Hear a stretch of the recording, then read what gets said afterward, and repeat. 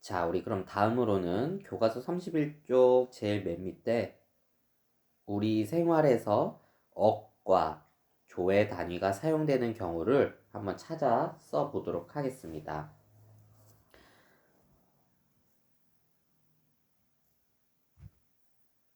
전세 자, 첫 번째로는요, 세계 인구수를 우리는 억이라는 단위를 사용해서 쓰이게 되는데요. 우리가 2050년에는 세계 인구가 100억 명이 육박된다고 합니다. 한번 뉴스 한번 보겠습니다. 세계 인구가 올해 77억 명에서 30년 뒤에는 100억 명에 육박할 것이라는 전망이 나왔습니다. 유엔이 발표한 세계 인구 전망을 기정훈 기자가 보도합니다. 앞으로 30년 동안 세계 인구는 20억 명가량 늘어날 것이다. 유엔이 발표한 2019 세계 인구 전망 보고서의 예측입니다. 올해 세계 인구는 77억 명, 지난 1950년 이후 약 70년 동안 3배 이상 늘어났습니다. 그러던 것이 약 30년 뒤 2050년에는 97억을 넘어 2100년에는 109억 명에 이른다는 것입니다. 특히 앞으로 30년 동안의 인구 증가는 인도와 나이지리아, 파키스탄 등 9개 나라에 집중될 것으로 예상했습니다. 인도는 앞으로 8년 뒤인 2027년에 인구 1위 중국을 따라잡을 것으로 전망됐습니다. 그러나 인구 증가는 그 속도가 점차 줄면서 2100년 즈음에 정점에 달할 것으로 유엔은 조심스레 내다봤습니다. According to the projections being released today, it seems plausible that the world's population could reach its peak around 2100 at a level of nearly 11 billion people. 글로벌 출산율도 올해 2.5명에서 2050년 2.2명으로 줄어들 것으로 전망되면서 이 같은 예측을 뒷받침했습니다. 또 고령화가 세계적 추세가 될 전망입니다.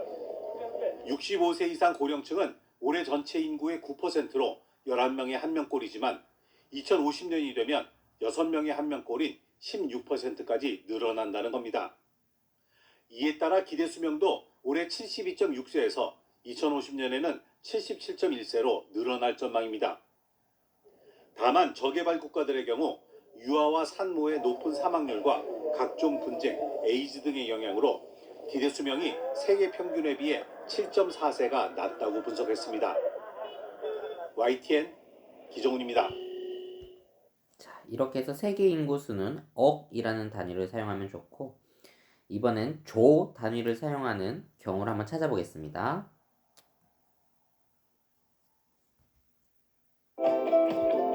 자, 조 단위를 사용하는 경우에는 대한민국 한 해, 즉 1년 동안 예산을 어떻게 사용할 것인가에 대한 그런 것은 조, 즉 세금을 조만큼 단위를 사용하게 되는데 한번 영상 보겠습니다.